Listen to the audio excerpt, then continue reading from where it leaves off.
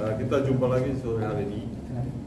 Yang pertama atas nama tim kuasa hukum, kami menyampaikan terima kasih atas kehadiran teman-teman jurnalis memenuhi undangan kami.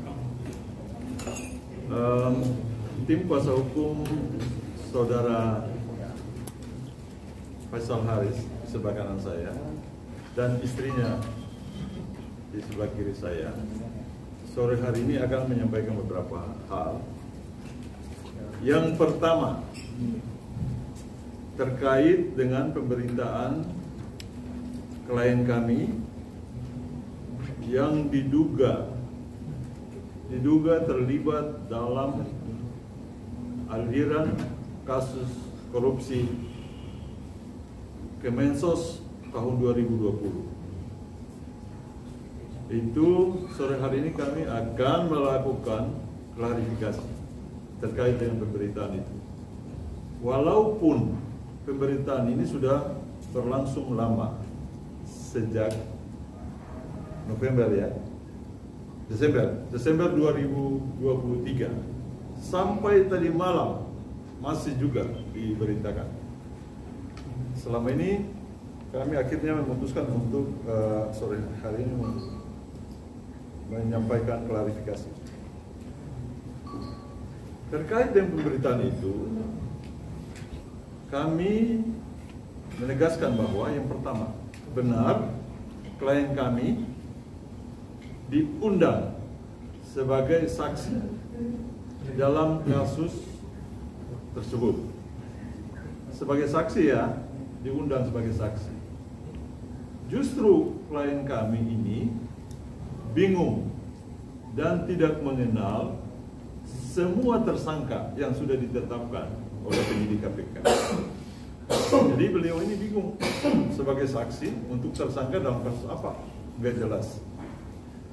Yang beredar, isu yang beredar dari pihak-pihak tertentu bahwa klien kami menerima aliran uang dari transaksi jual beli rumah dengan salah satu tersangka. Ini adalah informasi atau penggiringan opini yang menyesatkan dan merugikan klien kami. Bahwa benar klien kami melakukan transaksi jual beli rumah pada tahun 2010, tetapi bukan dengan tersangka yang sekarang terlibat dalam kasus 2020. Jadi ini sudah 2010 transaksinya. Kok sekarang 2020? Ada hubungan apa 2010 sama 2020? Itu yang membingungkan klien kami. Kemudian yang ketiga, klien kami juga, terutama istri dari beliau ini, dikaitkan dengan kasus tersebut. Dan ini penggiringan opini yang sangat merugikan klien kami. Karena tidak pernah ada pemberitaan yang berimbang. Selama ini kami diam ya. Tapi hari ini saya mau tegaskan bahwa bagi pihak-pihak yang menyebarkan pemberitaan yang merugikan klien kami akan memikirkan untuk melakukan tindakan hukum. Karena kami sudah mendapat dokumen resmi rekaman bahwa tidak pernah ada statement dari pihak KPK atau juru bicara KPK yang menegaskan atau menunjuk bahwa klien kami ini terlibat dalam dugaan itu. Nggak ada, kita ada rekamannya kok. Selamat sore teman-teman media, terima kasih atas waktunya. Saya sebagai istri punya rasa kecewa besar pertama karena adanya berita yang sebenarnya berita itu tidak benar tapi diada-adain terus di blow up. Kalian kan nggak tahu kebenarannya sampai di mana. Kenapa terlalu dibesar-besarin banget? Suami saya nggak salah apa-apa, gitu loh. Dan kasih dia lagi nyalek ya, terus dapat berita korupsi bansos. Kebayang nggak? Itu image-nya jadi jelek nggak suami saya di dapil?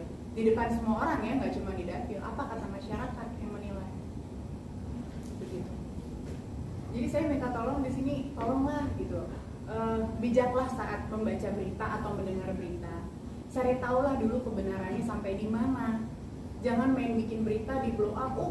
Faisal Haris, suami dari Jennifer dan tersandung kasus korupsi, terima aliran dana bansos.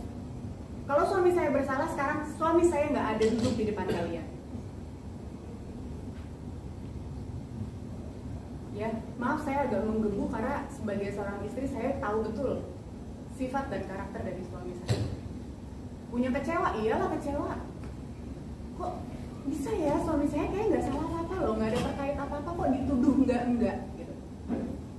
Dan ini pas banget momen di saat dia lagi mencalonkan diri sebagai anggota dewan. Berita itu timbul, merusak image ya. Kalau tadi Mas tanya apa dampaknya dalam keluarga rumah tangga, tidak berdampak apa-apa. Kita bukan rumah tangga yang gampang tergoyang dengan berita-berita seperti itu. Justru kita semakin kuat. Kuat untuk apa? Meyakinkan ke kalian semua, ke masyarakat semua, bahwa itu nggak mempan buat kita diberitain begitu. Kita nggak salah apa-apa kok. Benar yang dikatakan oleh kuasa hukum kami, Bang Peter ya Bang ya, bahwa ini ada unsur ya, patut diduga ada unsur politisnya. Iya. Nah itu lebih jelasnya nanti ke Bang Peter ya, karena itu bukan ranah saya nggak ngerti hukum, saya buta. Daripada saya tak salah membicarakannya di depan kalian, lebih baik nanti Bang Peter yang menjelaskan. Terima kasih. Dugaan itu muncul karena apa Bang? Abang bisa menyimpulkan bahwa itu ada unsur politiknya. Jadi dugaan yang pertama, klien kami ini melakukan transaksi jual beli rumah itu 2010. Pertama 2010, betul ya? 2010. Kasus ini terjadi 2020.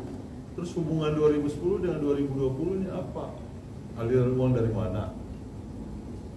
Yang kedua, klien kami ini tidak kenal dengan para tersangka itu. Bagaimana kualifikasi perbuatannya sebagai saksi, hubungannya dengan para tersangka itu, yang tersangka yang sekarang? Nggak kenal juga. Betul ya? Betul kan? Nggak kenal. Semua tersangka kan nggak kenal. Itu indikasi. Kemudian proses penyidikan kasus ini kan dari Februari 2023. Kok di akhir tahun baru dipanggil? Kira-kira itu saja.